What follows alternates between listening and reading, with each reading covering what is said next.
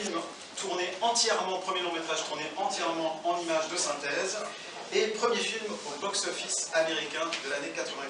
Être autant touché par des jouets qui parlent quand nous les humains ne sommes pas là, c'est un pari risqué. Buzz et Woody sont entrés dans nos vies pour jamais en ressortir. Ce qui est bien avec Toy Story, c'est que les artistes derrière les jouets en plastique prennent leur temps pour raconter chaque histoire. À peine 4 films en 25 ans, là où d'autres exploiteraient le filon. On grandit avec les personnages, on prend son temps, c'est vraiment un luxe. Toy Story 4 sort en France le 26 juin, c'est fort, j'espère que vous l'avez vu, c'est drôle, touchant, bouleversant, ça appuie là où ça fait du bien. Alors de nouveaux comédiens se sont joints à Jean-Philippe Tumartin, qui prête sa voix à Woody, et à Richard Darbois, qui prête la sienne à Buzz. Merci d'accueillir Charlie Couture.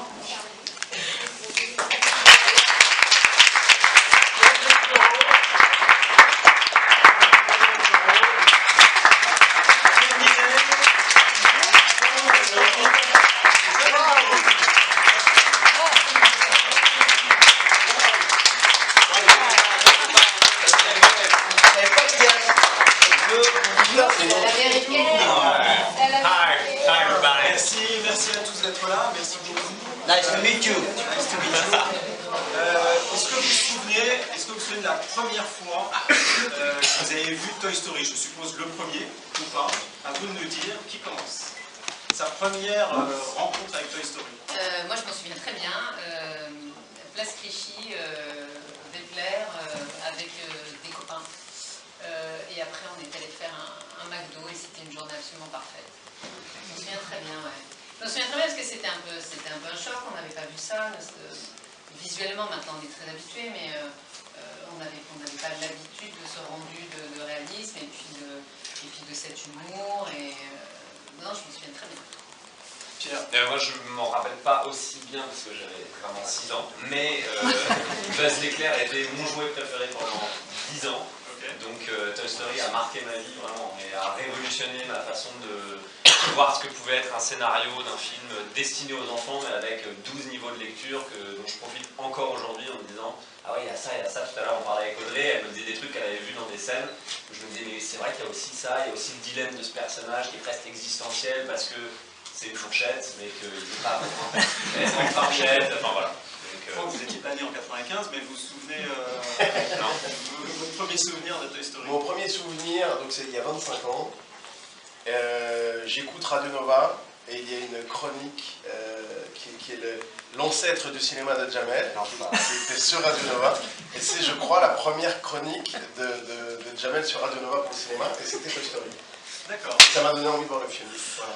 Il m'a niqué mon anecdote. C'était ta première chronique de toujours? J'ai réussi, j'ai trouvé mon premier emploi grâce à Toy Story sur Radio Nova. C'est la première fois que j'allais au cinéma gratuitement, payé par la prod. Je m'en rappellerai toute ma vie. Et c'est cette même chronique qui m'a permis de rentrer dans cette radio, qui elle m'a permis après d'aller faire cette même chronique sur Canal+. Donc je le dois beaucoup à Toy Story. Alors vous, Charlie, vous êtes le seul à déjà être ami avec Monsieur Patate, Rex le Dino et le reste de la bande, puisque vous aviez adapté en 95 les 3 chansons écrites par l'immense Randy Newman pour Toy Story 1, qui ne s'appelait pas Toy Story 1, qui s'appelait Toy Story tout court. Vous souvenez-vous la première fois que vous avez vu le film? Peut-être que c'est Disney qui vous l'a montré? Non, je l'ai vu dans la salle avec ma fille. Pas d'anecdote particulière sur le coup, j'étais dedans, je vibrais, c'était plus l'idée que j'étais dans quelque chose de nouveau, j'avais le sentiment qu'il s'agissait d'une nouvelle esthétique, quelque chose une manière de raconter les histoires différentes avec cette image digitale. C'est pour ça que j'avais accepté de le faire en fait. C'était la première fois que vous avez travaillé sur un long métrage d'animation? Oui, et puis en fait, le fait qu'il s'agissait de chansons de Randy Newman dont j'appréciais la musique, le fait de ce premier dessin animé digital, en fait, avant ça, il y avait déjà eu Tron, bien sûr, qui n'avait pas marqué plus que ça, ou plutôt qui était un prémisse. Donc, au moment de Toy Story, on ne savait pas si ça allait devenir quelque chose ou si ça allait tomber. Et voilà, donc il y avait pas mal de questions dans l'air, et puis en même temps, tout le monde se plaisait à constater que ça ressemblait à quelque chose de bien, quoi. Et là, en 2019, vous êtes de retour parce que vous avez réalisé les 2 nouvelles chansons d'Andy Newman, on va en parler tout à l'heure. Je voudrais un petit peu revenir sur vos personnages. Audrey, éclairez-nous sur votre lampe. Il y avait un jeu de mots. Ouais, alors moi je joue Beau, qui est un personnage qui a disparu après le premier épisode, mais dont on se souvient tous, puisque c'était l'amoureuse de Woody, hein, et qui avait un statut un peu particulier, parce que c'était pas vraiment un jouet, c'est une lampe, donc en gros une potiche, avec un physique très, très lisse, elle est brillante, elle est nickel, elle est avec ses 3 petits moutons, et je suis ravie de la voir transformée en un personnage assez rock'n'roll, très indépendante, qui a décidé de ne plus appartenir à un seul jouet, mais de partir sur les routes, et puis au fur et à mesure de ses pérégrinations, de récupérer des jeux perdus, des jouets perdus, et ensemble de se mettre à disposition des enfants en se jetant dans des bacs à sable. Et je trouve cette métaphore assez jolie, et puis comme quoi il ne faut pas toujours s'arrêter aux apparences, et que ce personnage qui a l'air très potiche, en fait, c'est un personnage très déterminé, une sorte de mercenaire du jeu, et puis elle est super physique, elle fait des cascades et tout, enfin C'est presque la plus forte, hein, c'est presque la plus forte, et puis ils ont osé quand même changer le duo Woody-Buzz pour en faire un duo féminin-masculin. Elle est très moderne aussi, non? C'est une femme libre, indépendante, elle fait ce qu'elle veut, elle ne dépend de personne, ni des humains, ni des autres jouets. Ouais, non, c'est un personnage fort, assez déterminé, assez courageuse, je dois dire, et assez physique. Moi j'aime bien. Pierre Ninet, toutes ces années de conservatoire, de comédie française, de César du meilleur acteur pour devenir une fourchette. Voilà, tout ça pour ça. Ben non mais en vrai, quand on m'a appelé et qu'on m'a dit que c'était pour faire une fourchette, et qu'on m'avait dit en plus, il y a un rôle de fourchette, on a tous pensé que c'était tellement toi. J'ai hyper mal pris, j'ai fait genre, ouais, du coup, on m'a dit c'est dans Toy Story, et là j'ai dit, ah ouais non mais direct, oui, que même si c'est un paillasson chez Toy Story, je suis chaud, quoi que ce soit, parce que c'est trop une énorme référence pour moi et quelque chose qui m'a accompagné toute ma vie. Et puis cette fourchette, moi ce que j'ai adoré tout de suite, c'est l'idée que c'est juste parce qu'un enfant l'a décidé, et elle prend vie. Et juste parce qu'un enfant le veut, ça devient un jouet, et juste parce qu'un enfant le désire, ça sort d'une poubelle et ça devient un truc vivant et qui a une vraie utilité dans la vie de cette petite fille. Et voilà. Et puis après, comme je disais, il y a un dilemme chez cette fourchette complètement dingue entre ne pas accepter ce qu'elle est maintenant, avoir l'impression de mériter d'être à la poubelle tout le temps, alors qu'on lui dit mais non, il y a autre chose en toi, les autres gens voient autre chose en toi, tu peux être autre chose si tu veux. Voilà, il y a tous ces niveaux de lecture que j'ai adoré. Je le savais, j'avais rien vu, on m'a dit c'est une fourchette, mais c'est chez Pixar, je savais que ça allait être génial. En plus, d'une certaine manière, ça pose la question de ce que c'est qu'un jouet. Quand une fourchette pose la question de ce qu'est qu'un jouet. Est-ce qu'on passe par une usine à jouets pour être fabriqué ou pas? Et on se rend compte qu'un jouet pour un enfant, ça peut être tout. En fait. Complètement. C'est assez proche de la réalité quand même de se retrouver à offrir un super jouet à 200 € à un enfant et qui joue pendant 4 jours avec le carton. C'est arrivé à tout le monde. Et je pense que ça raconte aussi ça, de se dire, voilà, que c'est ce que l'enfant choisit. Il n'y a pas mieux comme révélateur de jouets, c'est les yeux de l'enfant. Franck, vous êtes un prix à gagner à la fête foraine, mais que personne ne gagne. Racontez-nous cette aventure de... Oui, alors j'associe à ça mon partenaire de jeu, parce que nous sommes accrochés par la patte. Tout à fait. Donc nous sommes tous les deux des jouets à gagner dans une fête foraine. Mais moi, la plupart des clients veulent repartir avec moi. et forcément, ils se rendent compte qu'il y a le lapin avec, et ils changent souvent d'avis. Alors vous êtes de qui? C'est de qui? De qui? Oui. D'accord. Alors ils sont inséparables. Est-ce que vous êtes posé la question sur d'où ils viennent, qui ils sont, qu'est-ce qu'ils ont dans la tête, ces deux jouets qui sont en fait dans cette fête foraine, accrochés, personne ne les gagne, ils sont là depuis très longtemps, ils n'ont eu aucune interaction avec les enfants, ils sont très loin, très peu d'interaction avec d'autres jouets. Est-ce que vous êtes posé ce genre de questions? Parce qu'ils sont à part aussi. C'est presque, c'est pas un rôle de composition pour nous. Hein. On a un peu vécu ça d'une certaine manière. On était en vitrine pendant très longtemps, personne ne calculait.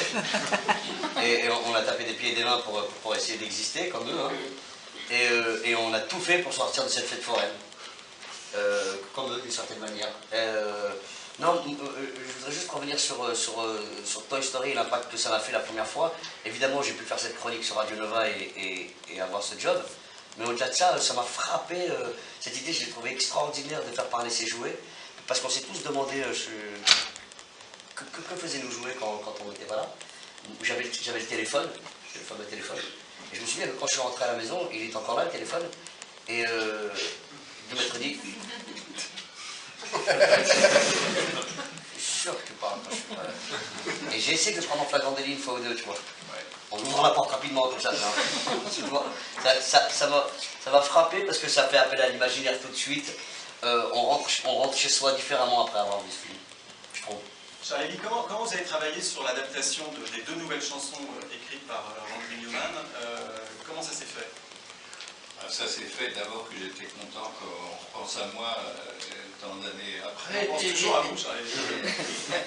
Et ça valait le coup de se replonger dans ce monde qui est effectivement un monde d'enfance, mais un monde assez adulte en fait. Je trouve que entre le premier Toy Story et celui-là, c'est comme si les personnages avaient aussi pris de la bouteille, entre guillemets, parce qu'ils jouent leur rôle, mais avec une psychologie qui est moins naïve que celle du premier Toy Story. Dans le premier Toy Story, il y avait un côté effectivement de l'enfance qui rêve toujours qu'une poupée se mette à être vivante, et là, il y a une psychologie qui est autrement plus travaillée.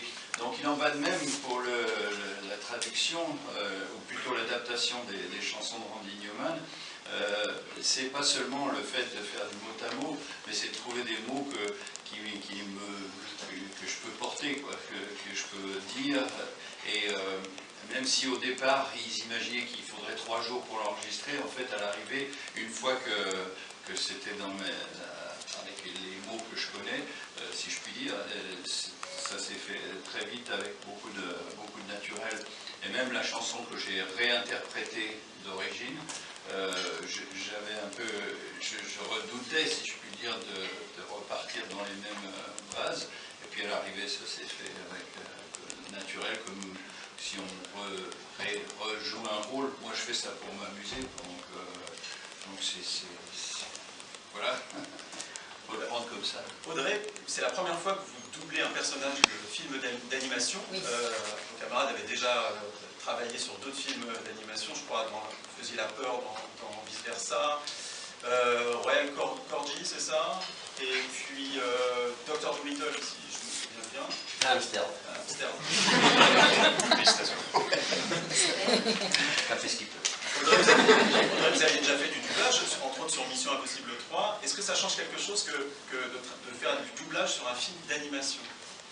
Bah oui, parce que le code de jeu n'est pas le même. J'avais fait Scarlett Johansson aussi dans Her, qui était encore différent parce que c'est un ordinateur. Là, il y a une donnée supplémentaire, c'est que c'est un jeu qui est plus expressif, c'est un jeu qui est vraiment BDesque, puisque c'est... alors ce que je ne savais pas, c'est qu'en fait, ils travaillent avec les acteurs au départ, et ensuite ils font l'animation sur la proposition des acteurs. Et nous, on arrive après, c'est-à-dire qu'à la fois, il faut réinterpréter ce que l'acteur américain a fait, en français, qui est 2 fois plus long que le texte en anglais, c'est-à-dire qu'il faut quand même coller aux lèvres du personnage, mais en français, tout est beaucoup plus long, donc il faut parler plus vite. Et puis on a ce problème d'accent tonique, qui est qu'en français, on n'a pas d'accent tonique, là où en anglais, il y en a énormément, et que concrètement, quand le personnage a la bouche grande ouverte sur un grand écran, et qu'en français, ça ne correspond à rien, il faut trouver une solution pour qu'il y ait un O, un A qui sortent. Donc il y a une partie qui est super technique, à laquelle je ne m'attendais pas, et à la fois hyper ludique. C'est-à-dire qu'il faut que la partie technique soit suffisamment bien intégrée pour avoir l'espace de s'amuser, d'y mettre un peu de soi, mais c'est en quoi c'est différent, c'est que c'est vrai qu'on est sur un code de jeu qui est plus expressif, où on peut s'autoriser des choses un peu différentes que d'habitude. Avant de passer aux questions du public, est-ce que justement on est plus expressif quand on double un film d'animation? Est-ce qu'on fait des grands gestes? Comment ça se passe? Est-ce que par exemple vous, tous les deux, est-ce que vous l'avez fait séparément ou ensemble? Eh ben, je crois que c'est Jamel qui a insisté pour qu'on soit ensemble, ce qui m'a beaucoup flatté et en même temps m'a, pour être très honnête, beaucoup impressionné au début, parce que c'est pas anodin de se retrouver en studio avec Jamel, parce que c'est un phénomène, quoi. C'est de l'énergie, il est force de proposition, il est forcément plus drôle, et du coup, toi, t'essayes d'exister là-dedans. Faux. Mais non, mais c'est vrai que moi, j'avais là, c'est la double consécration pour moi. Faire une voix pour Toy Story, c'est un truc que j'osais pas rêver. Et la deuxième, c'est de pouvoir travailler avec Jamel, parce que j'ai grandi avec Toy Story, mais j'ai aussi grandi avec Jamel. Donc j'ai mis un petit peu de temps à le désacraliser pendant qu'on travaillait. Non, mais c'est parce qu'il Ça me touche. parce qu'il a une longue carrière, c'est pour ça que je fais ça. Et puis voilà, donc il y a eu ce moment où il a fallu le désacraliser, et puis je crois que puisque ces deux personnages se tiennent par la main, c'était important en termes d'énergie qu'on soit ensemble. Et puis ça a donné un truc très cool, d'autant plus que la version française est une version totalement unique, parce que Jamel a tendance à se réapproprier le personnage et un petit peu le texte. Et alors même si, évidemment, c'est très très cadré, bah, quand l'intégralité du studio est mort de rire en proposition de Jamel, bon, bah, les équipes de Disney qui considèrent quand même un petit peu ce qui est proposé et qui parfois acceptent que... Ça me fait vraiment plaisir, mais c'est pas totalement vrai, parce qu'on est vraiment un duo, c'est pas de la fausse modestie, mais on a fait... L'intérêt d'être tous les deux ensemble, c'est d'être dans le même rythme. Et puis l'intelligence de l'équipe de Bonhomme Lamène, c'est d'aller chercher des comédiens qui connaissent, qui savent exactement ce qu'ils viennent chercher quand ils font appel à nous. Et faire appel à nous, c'est aussi nous laisser être au plus proche de nous-mêmes. C'est notre musique qui est aussi intéressante, je pense, pour ce genre de personnage. On peut appeler ça deux petites Kaira. Et quand ils viennent nous chercher, c'est un peu ça qu'ils viennent chercher, c'est cette espèce de vivacité, c'est cette filouterie, et on n'a eu aucun mal à le camper, d'autant qu'on nous laisse la liberté d'aller chercher des choses qui nous surprendraient, qui surprendraient forcément le public. Oui, en plus c'est une adaptation de la version évidemment américaine, où c'est le duo de Keegan et Peele, qui sont un duo d'humoristes très connus aux États-Unis, et dont vous connaissez peut-être plus Jordan Peele, qui est devenu entre-temps réalisateur. Pierre, la principale difficulté de doubler un personnage d'animation? Je dirais que, enfin, déjà, la première fois que j'ai fait ça, c'était un peu le fait d'être seul en studio, en fait. Mine de rien, c'est quand même toujours un peu une difficulté, parce qu'on est acteur et on aime jouer les uns avec les autres et réagir les uns aux autres, donc c'est un grand luxe qu'ils aient pu le faire ensemble. Ouais. Moi, j'ai eu la chance d'arriver un peu vers la fin du processus, donc du coup, j'avais vos voix. J'avais la voix d'Angèle, j'avais pas toi, ouais, mais du coup j'avais quand même des gens qui me donnaient, enfin j'avais un truc pour me diapasonner, pour pouvoir mieux répondre, je crois. Donc c'est parfois le côté un peu dans le vide qui fait un peu flipper. Et c'est pour ça que moi c'est un exercice que j'apprécie, je suis pas non plus dingue de ça, parce que le côté tout seul en studio à 8h du mat à Saint-Denis, c'est pas non plus pour ça que j'ai fait ce métier. Et quand c'est des films aussi forts que ça, tu peux pas dire non, tu accepterais même beaucoup plus de torture pour juste être dans Toy Story, être dans l'aventure, et là c'était trop extraordinaire pour dire non. On va prendre on a le temps de quelques questions. Non, je suis désolée, c'était passionnant. Oh, on aurait voulu encore entendre une ou deux personnes. Juste pas, parce que sinon, il est venu de Mulhouse, le monsieur. Ça se voit qu'il est venu de Allez, deux questions. Alors, il faut du level, alors. Ouais, par contre, des questions super intelligentes. Ce sont des questions qu'on n'a pas eues encore. Ouais, soit très drôles, soit très intelligentes. Alors, qui se lance? Qui se lance? Je vais tenter. Je voulais savoir comment vous traitez vos jouets lorsque vous étiez enfant, et que reste-t-il de ces jouets maintenant? Très bonne question. Bien ça va.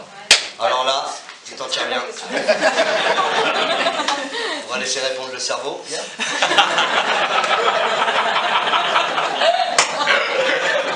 C'est vrai que la conception de jouets est une conception.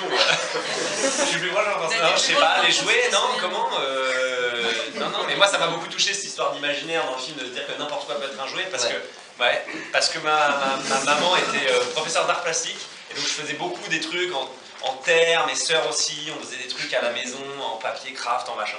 Donc ça m'a beaucoup parlé, donc c'était un rapport à l'imaginaire comme ça. Aujourd'hui des jouets, mais j'en ai un peu encore. Tout à l'heure on était tous en train de réclamer des pluches de nos personnages comme des gamins. On disait moi je veux une en taille réelle de moi, avec les trucs et tout. C'était des gamins encore, vraiment, on peut pas se mentir. C'est vrai. Et il y a un truc un peu particulier et très jouissif de fabriquer son propre jouet. C'est pour ça que la fourchette, elle a... C'est vrai, fabriquer son jouet, c'est plus intéressant que d'avoir un jouet fini avec lequel plein d'autres gamins jouent. Ouais. Parce qu'on se l'approprie, il y a une relation particulière avec un jouet qu'on a fabriqué. Je sais, j'en ai fabriqué plein. Alors, question intelligente numéro 2. Ouais. Est-ce qu'il y a une autre question? Ah, tout le monde, hein. Moi, je fais vraiment intelligence de Est-ce que question. tu as une question à poser? Mais même si elle est con, hein, même si elle est con, Ouais, franchement, non, même si elle est débile. Au contraire, lâchez-vous, allez-y. Moi j'aurais une question, c'est quel est votre personnage préféré du film, sans que ça soit vous? C'est-à-dire que la fourchette, je comprends, mais vous auriez aimé incarner quel autre personnage dans Toy Story? Moi j'adore le cascadeur canadien. Ah là là. Il est extraordinaire. Ouais, il est bien celui-là. Extraordinaire. Putain, moi je voulais dire ça. moi. Kaboom. Il est super. Très très drôle. Ok, merci. Merci. Merci.